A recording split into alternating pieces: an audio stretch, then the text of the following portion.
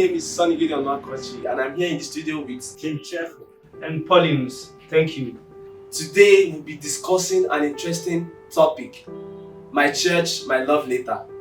Under which we are going to be discussing clericalism, things you love about the church, things that need improvement, what you personally do differently, and the area you wish the Catholic should do differently. Mr. Paulinus, can you tell our audience what clericalism is all about?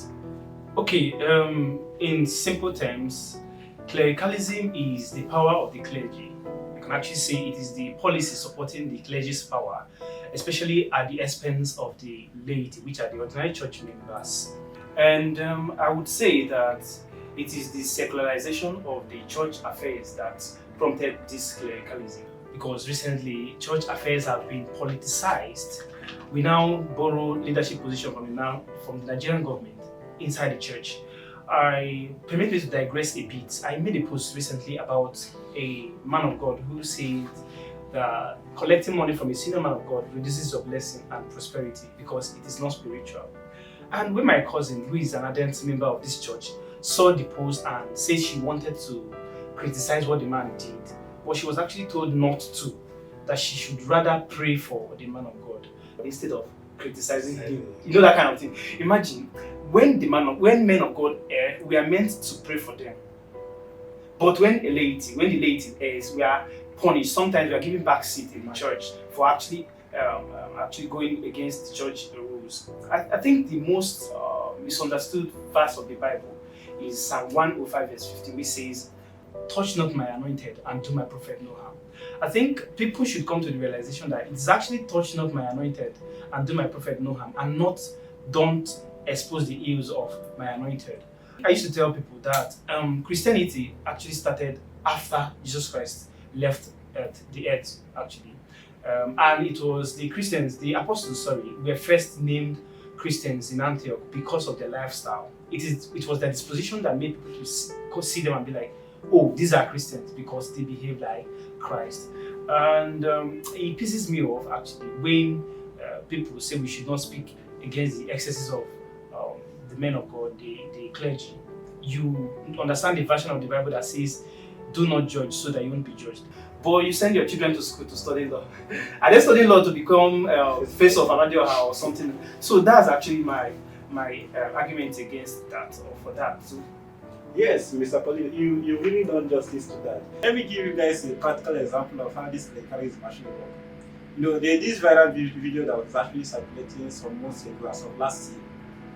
In this viral video, the lecturer, actually, let me say a teacher, because it was in a secondary school setting. A teacher came into a classroom, and before he could start teaching, the students were part of the class. Okay, I watched the video. And the students were like, you know, this kind of expression, what did the student do?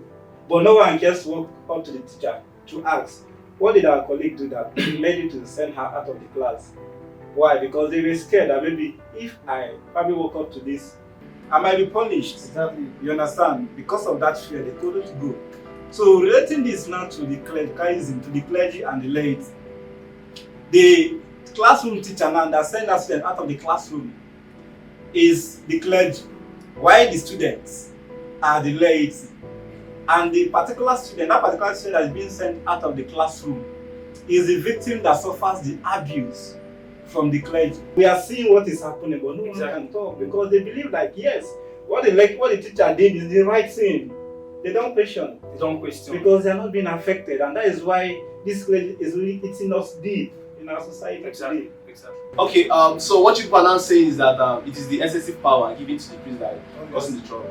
Now that we've understood what clericalism is all about, Mr. Cheerful, yes. Are there things you love about the church? Yes, thank you for that question. There are so many things I love the Catholic Church, but the one I love most is the confession aspect. You know, as a Catholic member, we all have this, have it in mind that the confession that we go like some churches, they do it every Saturday, but in the school I graduated, they do it every day, Monday to Friday. So you go for confession. So whenever you remember that, yes, you've committed a sin, and if you not go for confession, you will never be at ease or at peace with God until you go for that confession. That alone, when you just remember that, it makes you to okay, let me just calm down a bit and do the right thing in order to be in the right place with God. So this is the particular part I love so much about the Catholic Church because it helps to reduce the rate of immoralities and crime in our societies. Oh, that's actually good. Personally, I think I have a problem. I have a major problem with the proliferation of different denominations within the Christendom these days. I think because of the disparities in their teachings, you go to this branch, it seems this branch has different modus operandi from their headquarters, or something like that. But here comes what I love so much about the Catholic Church. The Catholic Church has a deep sense of community and tradition. Yes, the Catholic Church gives you this strong sense of belonging through their sacraments, their liturgy, and their universal teaching.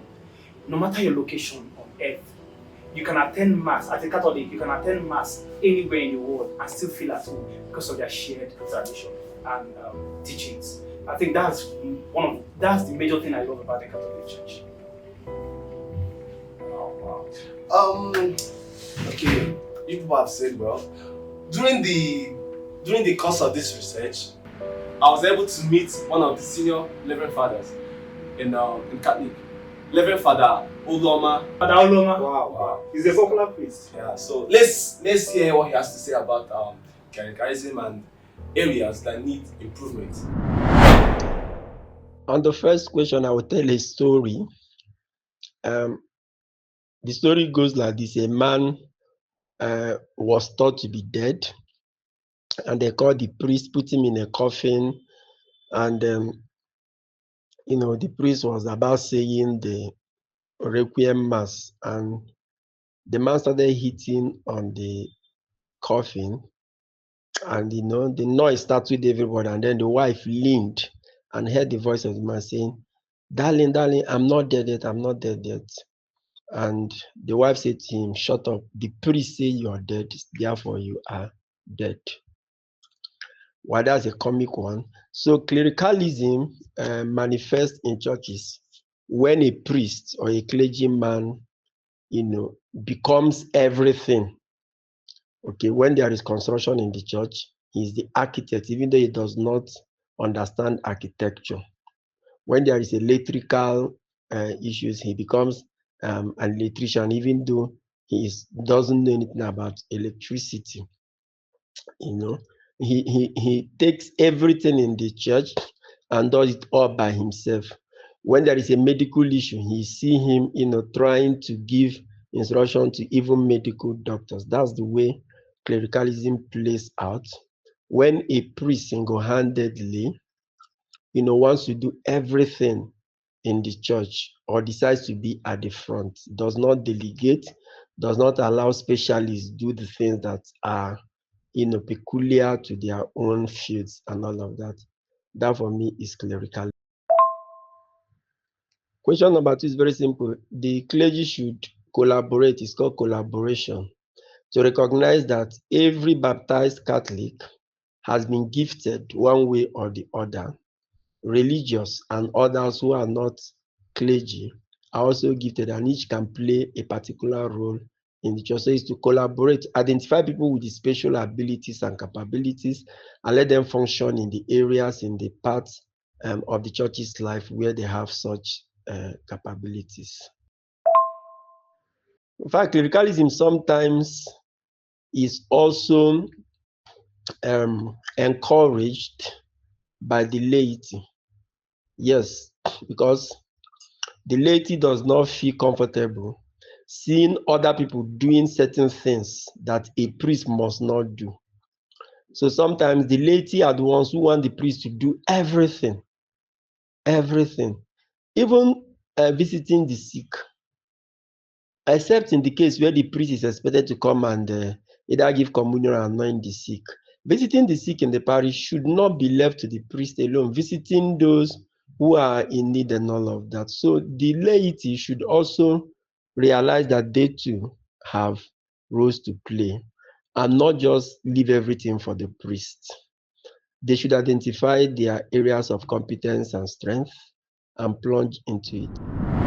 Wow, that's interesting. I support him. And he really did justice to it. Exactly. Like he said the main point. Alright. Okay, Mr. Cheerful, what will you personally do differently? And what do you wish the Catholic Church should do differently? What I will do differently, I think I will first of all start from refuting the king said. When he was responding to God, when God asked him, where is your brother Abel? And his response was, am I my brother's keeper? First of all, refute that. Let us be our brother's keeper. Exactly. When your brother is suffering, don't pretend like you are not seeing him. You are seeing.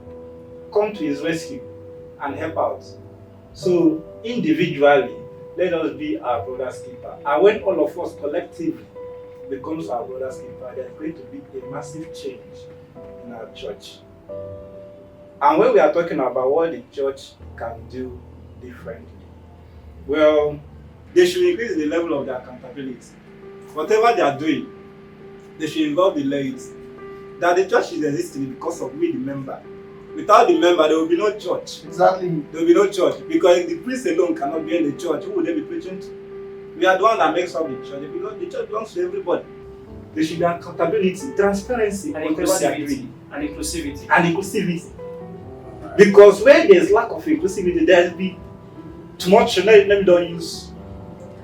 There's going to be disorder because some people are going to feel like they are left behind, while few are being carried along. How would you feel when you are being left behind and some are being carried along? Definitely there will be disorder. So everybody should be carried along. So that's what I have to say on what the church should do differently. Okay.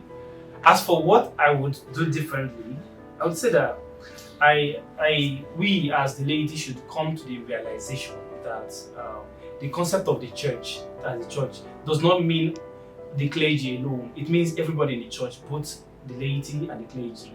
So that notion that the concept of the church is just for the laity should be nullified.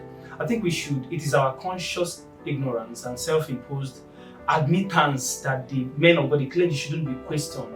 I think that's the major cause of this clericalism.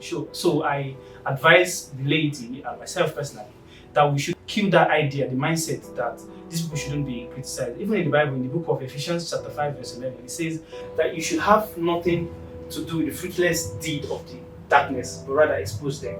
Even when Jesus Christ was on earth, he actually exposed the excesses of the Pharisees and the Sadducees. And then for the church, I want to, in addition to what Father Oloma said, I would actually suggest that there should be a reform in the seminary formation. The teaching process of priests should not only focus on theology and church doctrines. It should go beyond that to more pastoral teachings, teamwork and humility. They should emphasize this servant leadership. You are a servant. You are a servant by leading. So you shouldn't be commanded. It's not a command something. You should understand that the people, the laity, are for you to lead while serving them. That's actually my thoughts. That's nice. Wow. It has been a wonderful discussion. Ladies and gentlemen, this is where we'll be drawing the curtain for today's discussion. I still remain your host, Gideon Makouchi, and Cheerful, thank you. And Paulinus, thank you very much. Thank you. See you guys next time. Bye. Alright, from the onset of this challenge, we are being asked if we win this challenge, what are we going to do with the money? From our own side, we've concluded that if we win, but I believe by the special grace of God, we are going to win.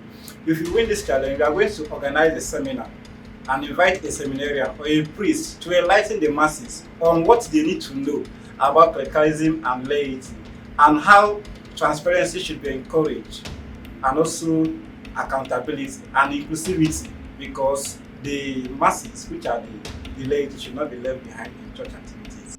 Hello people, and do not forget to follow the Son of Big God on all his social media platforms, both Facebook, TikTok, Instagram, and even YouTube at Son of Big God. Thank you for doing that.